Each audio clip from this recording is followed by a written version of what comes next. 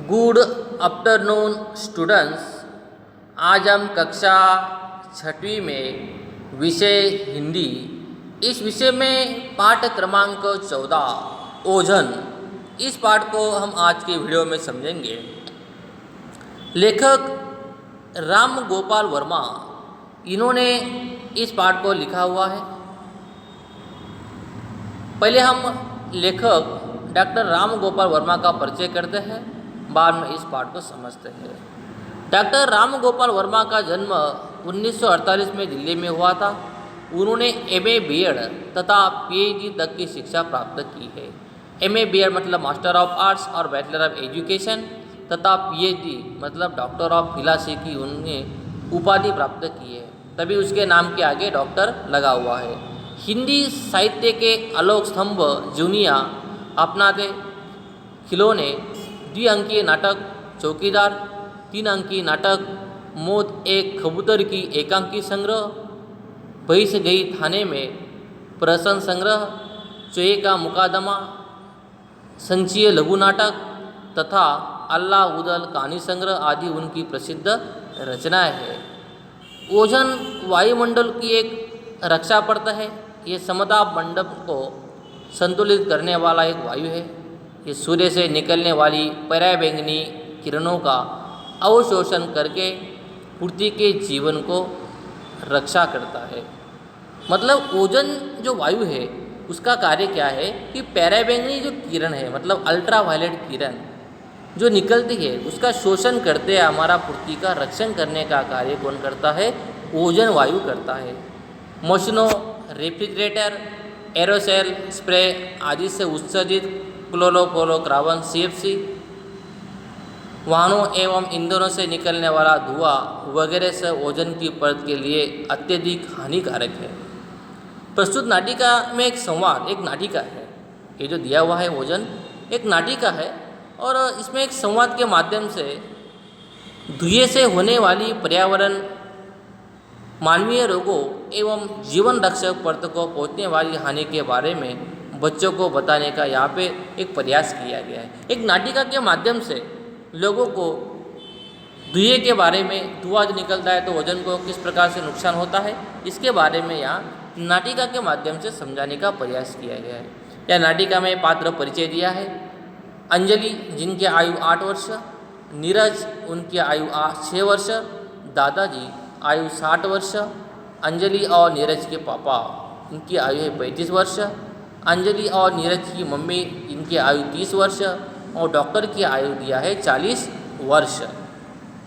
अब अंजलि कहते हैं कि दादाजी आपके आंसू क्यों निकल रहे हैं? अंजलि ने कहा दादाजी से कि आपके आंसू क्यों निकल रहे हैं? नीरज ने कहा दादाजी रो रहे हैं, इसलिए दादाजी के आंखों से आंसू निकल रहे हैं।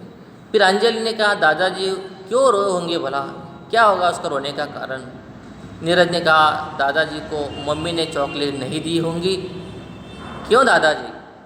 दादाजी ने कहा नहीं बच्चों, इसलिए मैं नहीं रो रहा हूँ, मेरी आंखों में धुआं चला गया है, इससे आंसू निकल आए हुए हैं। नीरज ने कहा दादाजी आंसुओं को रोकिए, मेरी मम्मी कहते हैं कि आंसू बड़े कीमती होती है, इन्हें आंखों में ही जोड़कर रखना चाहिए, ये मेरी मम्मी ने मुझे कहा है, ऐसा नीरज कहता है। फिर अंजलि कहती है कि चल हट, मम्मी तुझे झूठ मूठ कहती है, तू रोता बहुत है, तुझे चुप करने के लिए ऐसा कहा जाता है। दादाजी धुएं से आंसू क्यों निकलते हैं? फिर दादाजी ने कहा धुएं में जहरीली कण होते हैं और यह धुआं हवा को अशुद्ध कर देता है। जब ये धुएं वाली अशुद्ध हवा हमारी आँखों में जाती है तो ज्वलन होने लगती है और हमारे आँखों से आंसू निकलने लगते हैं। नीरज ने कहा और अगर मुंह में चली जाए तो क्या मुंह से भी आंसू निकल जाएंगे? फिर नीरज कहता है कि अगर मान ले धुआं मुंह में चला जाए तो मुंह से भी आंसू निकलेंगे। अंजलि ने कहा चुप रहे, मुंह से कभी आंसू निकलते हैं क्या? दादाजी ने कहा मुंह से आंसू नहीं निकलते, खांसी उठती है और ये हवा सांस के साथ फेफड़ों में चली जाए तो दमा एक बीमारी है, निमोनिया जैसी बीमारी हो जाती है। नीरज ने कहा धुआं आते ही नाक और मुंह को रुमाल से बंद कर लेना चाहिए। अंजलि, तुझसे किसने कहा है? नीरज ने कहा कि नहीं, टीवी में एक आंटी ने टीवी में यह बताया था कि हमें अपनी कार नहीं चलानी चाहिए, उससे धुआं निकलता है। तो अंजलि ने कहा, ये धुआं है न दादाजी, ये धुआं है न दादाजी। नीरज ने कहा, नहीं नहीं, ये सच है। फिर अंजलि कहती कि चुप कर, गंदी बातें करता है तू। तब तो दादाजी सड़क पर कोई भी गाड़ी नहीं चलने देंगे, हम स्कूल कैसे जाएंगे? फिर अगर गाड़ी नहीं चलेगी तो पापा ऑफिस कैसे जाएंगे? नीरज ने कहा, साइकिल से जाएंगे। फिर अंजलि कहते हैं कि तेरा मतलब है कि मम्मी भी साइकिल चलाएंगी। फिर दादाजी कहते हैं कि नहीं बच्चों, सभी यह गाड़ी बंद नहीं होगी, सरकार उन गाड़ियों को बंद करेगी, उन गाड़ियों के ऊपर प्रतिबंध लगाएगी कि जिनसे बहुत धुआं निकलता है। सरकार ने अब ऐसे कारखाने भी बंद कर दिए, बड़े बड़े शहरों में अब कारखाने बिजली से चलते हैं, उनसे धुआं नहीं निकलता है। और जिन कारखानों से ज़्यादा धुआं निकालते हैं उन कारखाने को सरकार की ओर से बंद भी करवा दिया गया है।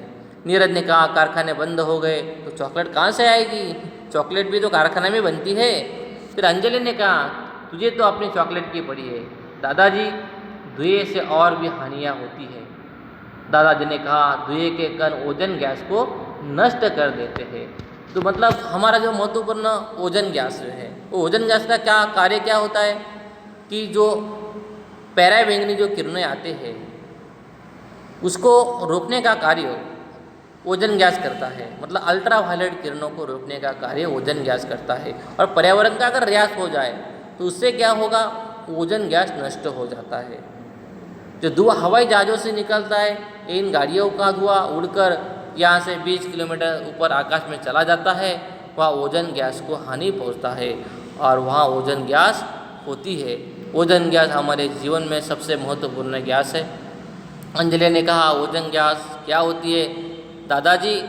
नीरज ने कहा, ओजोन गैस नहीं जानती है तू? फिर अंजलि कहते हैं कि हाँ तू तो बहुत बड़ा जानता है। फिर नीरज कहता है कि हाँ जानता हूँ, डॉन फिल्म में सिगार पीता है ना, उसके मुंह से निकलती है ओजोन गैस।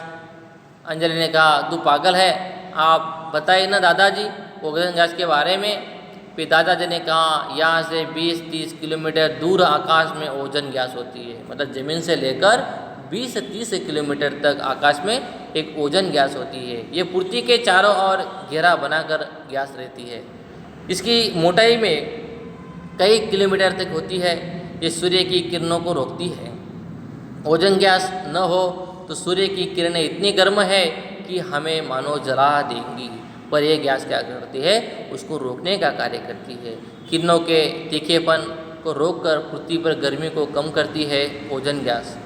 अंगूर धुआं बढ़ता है गया तो एक दिन ओजोन गैस समाप्त हो जाएगी। फिर अंजलि ने कहा, और हम सब मर जाएंगे।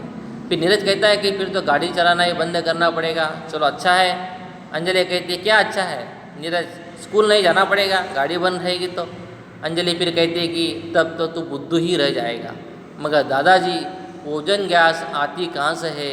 अगर ये गैस ज़्यादा मात्रा में बनने लगे तब तो यह समस्या ही नहीं रहेगी। फिर दादाजी ने कहा, ओजोन की मात्रा वायु में 10 लाख भाग में केवल 10 भाग मात्र है। यह अपने आप बनती है। जब सूर्य की किरणों से विकिरण का टकराव ऑक्सीजन से होता है तो उसका कुछ भाग ओजोन गैस के रूप में बदल जाता है। किंतु रॉकेट, हवाई जहाज, बमों का फटना, बारूद का जलना और कई प्रकार की फैक्ट्री से निकलती गैसों से ये जो गैस हो जाता है, ये गैस समाप्त हो जाता है। फिर नीरज ने कहा, इसका मतलब है कि हमें दिवाली भी नहीं मनानी चाहिए, उसमें बारूद जलता है, जहरीला धुआं निकलता है। तो दादाजी कहते हैं कि मनानी तो चाहिए पर बारूद जलाकर नहीं, दीपक जलाकर। हमें बारूद नहीं जलाना है, हमें दीपक जलाकर दिवाली को मनाना चाहिए। दादाजी को खांसी उठने लगती है, उन्हें दमे की शिकायत है। फिर अंजलि कहते हैं कि क्या हुआ दादाजी, खांसी क्यों उठने लगी? नीरज, मम्मी को बुलाओ, पापा को बुलाओ। नीरज चिल्लाता हुआ जाता है। फिर मम्मी पापा, दादाजी को बहुत ज़ोर से खांसी उठ रही है। मम्मी पापा दोनों आते हैं। नीरज बाद में पानी लाता है। पापा कहता है कि फिर आपकी सांस में धुआं आ गया होगा। मम्मी कहती है कि अंजलि बेटी पानी लाओ। नीरज, लो मम्मी। दादाजी को पानी पिलाते हैं और खांसी ठीक होती है पर दमा चलता रहता है। पापा तुम पिताजी को उनके कमरे में ले चलो, डॉक्टर को फ़ोन करना पड़ेगा। दोनों दादाजी को अंदर ले जाते हैं। अंजलि और नीरज यहाँ पर ही रह जाते हैं। फिर अंजलि कहते हैं कि दादाजी दुए से बीमार हुए हैं। नीरज ने कहा मैं दुआ करने वालों को मार दूंगा, अगर दादाजी को कुछ हो गया तो मैं उन्हें नहीं छोड़ूंगा। अंजलि कहते हैं कि हमें उन्हें मारना नहीं नीरज, उसको हमें समझाना होगा।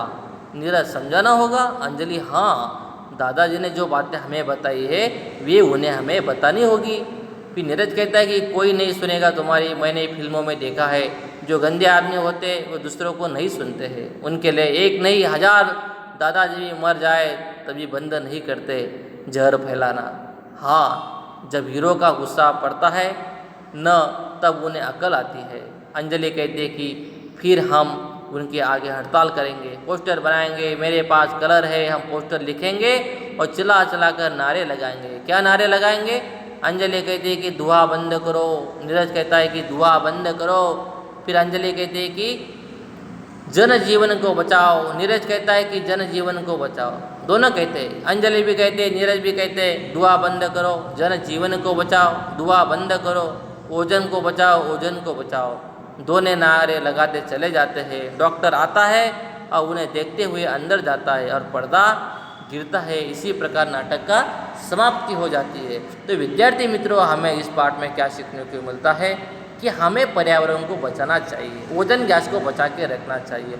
सूर्य से आने वाली पैराबैंगनी जो किरण है, अल्ट्रावायलेट जो किरण है, हमारे ज़मीन तक न पहुँचे, हमारे पर्यावरण का रक्षण हो। इसी कारण से हमें पर्यावरण का बचाव करने के लिए हमें धुआं निकलने वाले वाहनों का, ज़्यादा से ज़्यादा जो धुआं निकलते हैं ऐसे वाहनों का हम यूज़ नहीं करना चाहिए। हमको तो विकास करना ही है, तो विकास करने के साथ साथ किसी भी प्रकार का पर्यावरण का नुकसान न हो, पर्यावरण का ह्रास न हो, ये भी हमें समझ में आना चाहिए। विद्यार्थी मित्र हो, आपको ये पाठ का वीडियो देखकर, फोटोकॉपी देखकर इस पाठ को अच्छे से अच्छे समझाने का प्रयास करना है। आज की वीडियो में इतना ही। धन्यवाद।